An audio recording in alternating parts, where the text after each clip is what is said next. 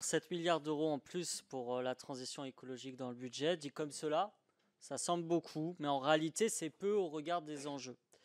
Pour atteindre la neutralité carbone, l'économiste Jean Pisani-Ferry estime ainsi qu'il faudra un investissement public à 34 milliards d'euros en taxant notamment les plus riches.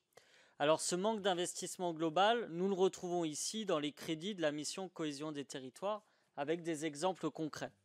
Ainsi, l'argent des crédits de l'action Eau Agriculture en Bretagne, dédié à la lutte contre les algues vertes, et les crédits du volet territorialisé du plan national d'action chlordécone diminuent tous deux de 5%. Pourtant, dans les deux cas, la justice s'est prononcée en pointant les responsabilités de l'État et en lui demandant d'agir. En juin 2022 pour le chlordécone, en juillet dernier pour les algues vertes. Rappelons que pour ces dernières, les risques sont pourtant bien connus.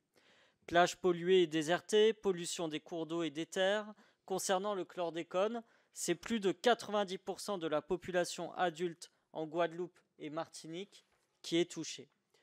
Les algues vertes et le chlordécone sont les symboles des conséquences sanitaires et environnementales désastreuses d'un modèle agricole productiviste à l'opposé de l'agriculture paysanne et vivrière que nous défendons avec entre autres la sortie des pesticides ou l'instauration de prix planchers pour assurer un revenu digne aux paysans.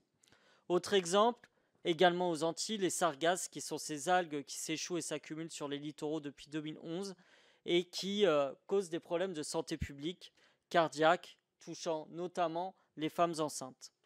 Or, l'action créée cette année pour 4 ans est déjà en baisse de crédit. Ces trois cas montrent que les crédits ne sont pas à la hauteur des enjeux écologiques et que le manque d'investissement va avoir, qui plus est, des conséquences sur les dépenses de santé générées par ces trois problèmes pour le vivant. Pour ces raisons, évidemment, nous voterons contre.